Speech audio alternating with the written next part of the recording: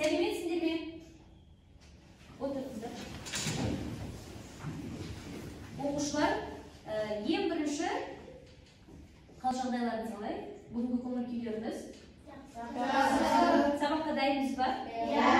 Жақсы. Балалар, біз ең бірінші әдеттегідей үй тапсырмасынан бастайық. Телефондарыңызбен мен сіздерге телефондарыңызға Educa Play платформасын жібердім. Сол бойынша үй жұмыстарыңызды бастасаңыздар болады.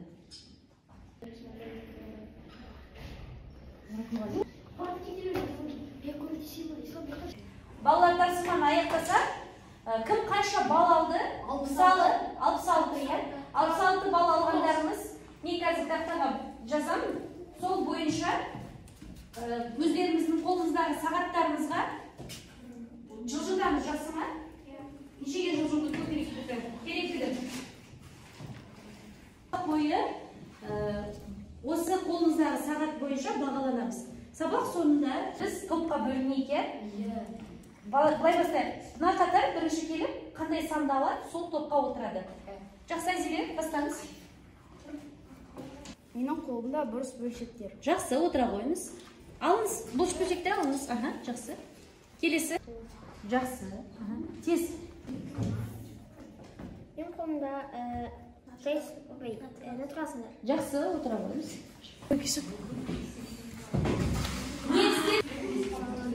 Ортаңызды артқа бұрып отырыңыз. Сонымен бізде 3 топ құралды, е? Бірінші топ мына құралсаңдар, дұрыс бөлшек платформасы арқылы балалар біз өзіміздің практикалық білімімізді көрсеттік. Енді сол практикалық білімімізді теориялық білім арқылы жетілдірейік. Ол үшін балалар, мен сіздерге осындай карточкалар берем. Домино деген ойын ойнап көрдік қой сол уақытқа дейін, естігендеріңіз бар, енді сол мына карточкада жазылған сөздерден жерге құрастырып жазамыз. Құрастырамыз. Аралас бөлшекті бұрыс бөлшекті. Бөлшекті бөлшекке көбейту үшін алымдарын көбейтіп, алым етіп жазып, олардың бөлімдерін бөлім етіп көбейтіп жазу керек. Дұрыс айтасыз, жақсы. Арыстан, оқысаңыз. Аралас санға көбейту үшін бұрыс бөлшек тізімде жазып, бөлшекке Дұрыс, жақсы. Бөлшекті натурал санға көбейту үшін алымы натурал санға көбейтіп, алымын етіп жазу, бөлшектің бөлімін өзін қалдыру керек. Жақсы, рахмет. Оқушылар өзіміздің жаңа теориялық білімімізді жетілдірді. Енді біз келесі сабағымызды ары қарай жалғастырамыз. Ол үшін біз бүгінгі сабағымыз математикалық аукцион ойыны ретінде өтеді. Біз ол ойынды ойнап көрдік осыған дейін, жақсы. Әр топқа алдарыңызға табличка тастадым.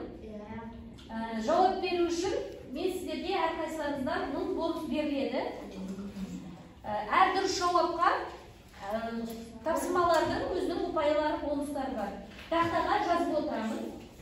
Бір сұраққа жауап беру үшін 100 бонус бересіздер. Білесіздер ғой, өздеріңіз санап отырасыз. Сіздермен қоса бірге тақтада бәріміз ұпайларымызды санап отырамыз. Жақсы, оқушылар 3 топқа бөлінеміз. Есеп шығаруға қалам дәптерлеріңізді дайындап қойсаңыздар. Келесі, бізде бұл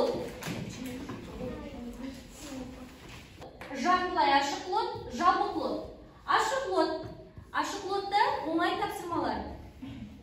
Әр дұрыс жауапқа 100 бонус. Жартылай жабық лотта әр дұрыс жауапқа 1000 бонус. Ал жабық туры бойынша жалпы ұпай саны 2000 бонус. Біз білеміз, әр турға жауап беру үшін 100 бонусымызды жұмсайтынымызды. Жақсы ма? Кеттік.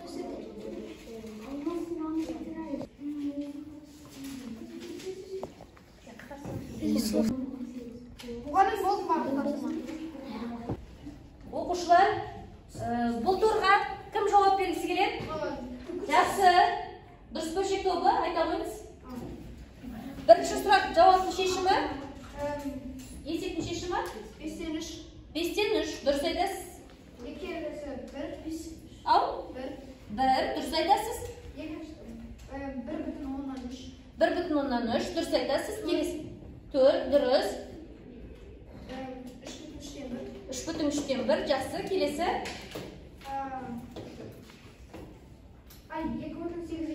2,8. Жақсы. Дұрыс бөлшек тобы сіздер жаңа аукционға қатысу үшін 100 теңгелеріңізді беріңіздер. Сонда сіздерде 900-ге 1500-ді қосасыздар, қанша болады? 2400. Дұрыс бөлшек тобы 2400 балл жинады.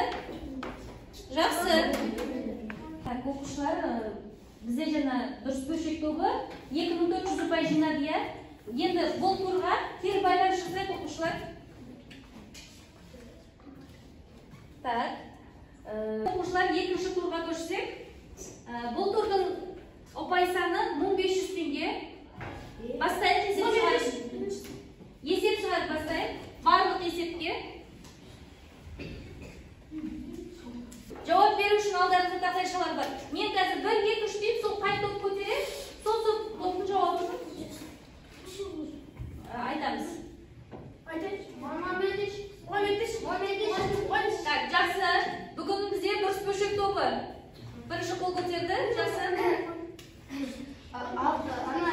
Жұлдызша мырза қандай санды қою керекпіз? 2-ні, жақсы, келсем. Келесі? Сосы келесіде 11-ді қою керек. Сосы келесі? 4-ті қою керек. 4-ті қою керек. Дұрыс. Дұрыс бөлшек тобы 1500 теңге ақша жинады. 1500 теңге ақша жинады. Сіздер жаңа ойынның шарты бойынша білесіздер, 100 ұпайды беріңіздер. 1500-ге 900-ді қоссаңдар 2400 ұпай. Жақсы. Келесі осы жартылайлы ашық лоттың есептерін шығарсақ. Жартылай ашық лот. Жақсы, есептерін шығарыңыздар, жауап беру үшін алдарыңыздағы тақтайшаны көтереміз. Жақсы ма? Дұрыс бөлшек тобы айтсаңыздар. Жауабын. Біріншісінің жауабы. Дұрыс. Біріншісіне не істедік біз? 20-ны. Жақсы. Екіншісінде.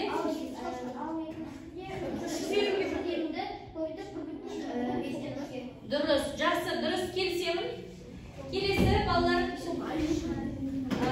Дұрыс бөлшек тобына 1500 ұпайды жазамыз. Дұрыс бөлшек тобына 1500 ұпайды қосқан кезде дұрыс айтасыңдар 3900. Келесі бізге түсінікті болса өте жақсы көрсетеміз.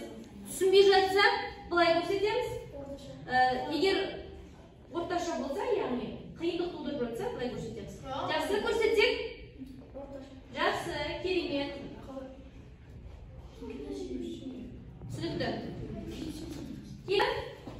Қиын есептер, бұл есептің ұпай саны 2000 бонус. Жалпы бонус есептері. Жақсы есеп шығарайық. Ол көтеріп қайта қойыңыз.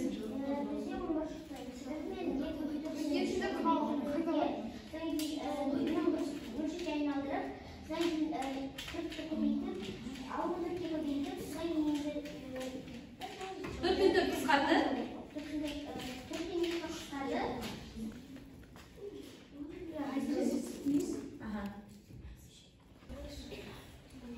Оқушылар, біз келесі енді жұптық жұмыс жасаймыз. Барлықтарыңызға карточкалар таратылады. Бұл тәрсия дейтін әдіс. Бұл әдіс бойынша сіздер есеп шығару арқылы бір фигураны құрастырасыздар. Түсінікті ма? Осы уақытқа дейін біз есеп шығарып көрдік, тәрсия бойынша.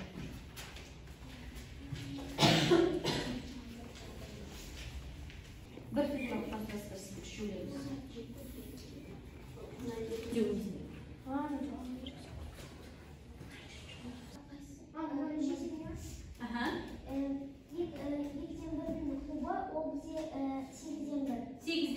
Жақсы, келесі.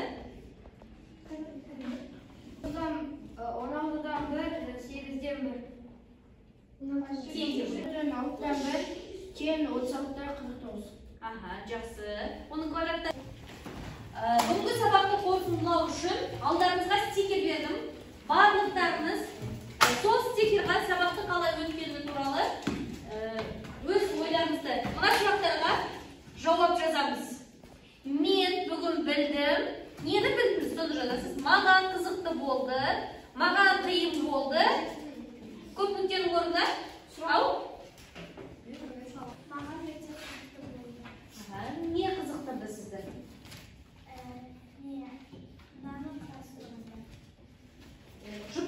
sunardı sizge. Жақсы, рахмет. Kelesi kim cevap vereyim dedi? Var. Kızıklı bolgan. Bana sabah kızıklı болды. Men buna toplu жұмыс жасап беремін. Toplu жұмыс жасап үйрендіңізге. Жақсы, рахмет. Оқушылар, осымен сабағымызды қорытындылайық. Келесі сабақта кездескенше сау болыңыздар. Sağ olun.